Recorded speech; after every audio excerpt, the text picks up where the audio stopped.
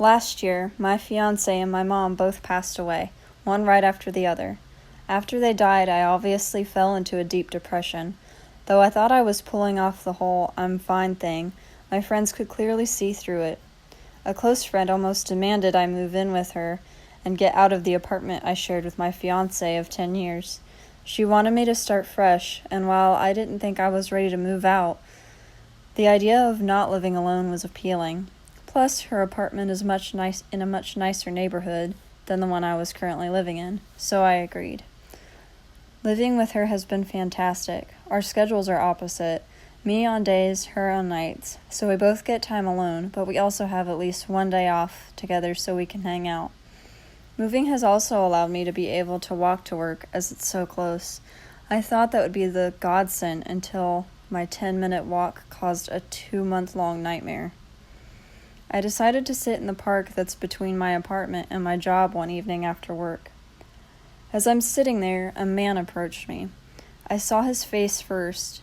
He was almost handsome, if not a little rough-looking. Even though I live in an urban area with a high homeless population, it didn't occur to me this man was anything but a mildly handsome 40-something guy. So I smiled and looked back down at my phone, expecting him to walk on by. Nope. He asked me what time it was, and I looked up to tell him I noticed all the other stuff he was carrying. It was so random: a kid's chalkboard with nonsense all over it, a paper bag full of old magazines and paperwork, and a steel shelf that at one point could have held CDs. I then noticed he wasn't wearing shoes and his hands were filthy. Needless to say, it finally dawned on me that this was not going to be a normal encounter. He started talking nonstop. Some of it nonsense, but some of it coherent. It was all freaking crazy.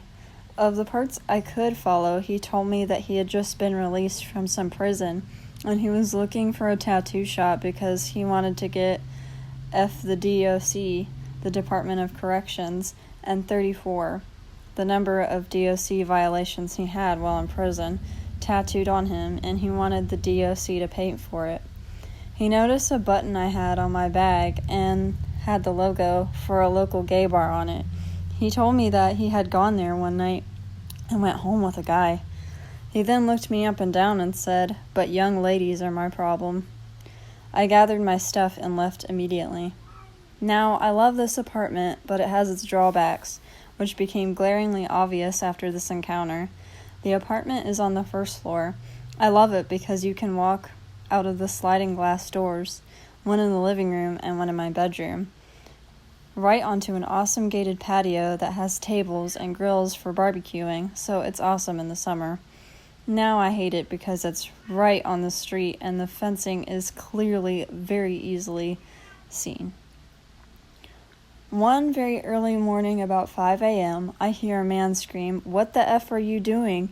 so loud and so close that it woke me up from my dead sleep, and I legitimately thought it was coming from in my bedroom.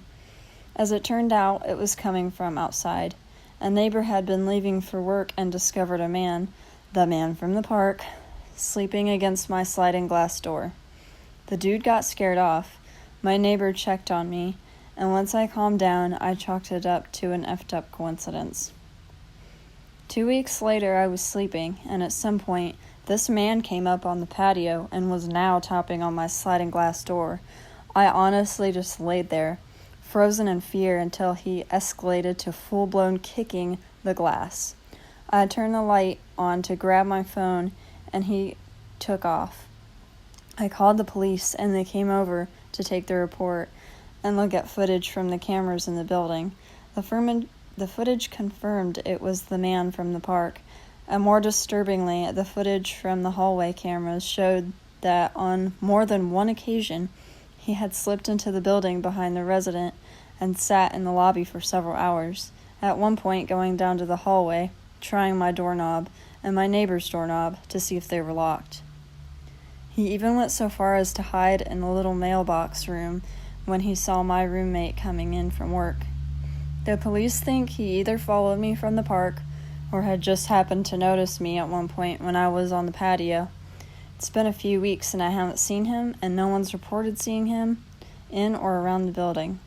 My roommate bought me a pepper spray and a kinda kooky, my neighbor, who has made it very clear he's retired military, and a bit of a gun nut check on me nightly, so I'm not as freaked out as I could be. But still, crazy freaking guy from the park. Let's not meet again. Okay, I was reading this, and at the end, there was like a lot of weird things that happened, so that's why it came out so weird, and I started laughing. But yeah, that's it all for today, guys, and until next time, I don't have a saying yet, so boom.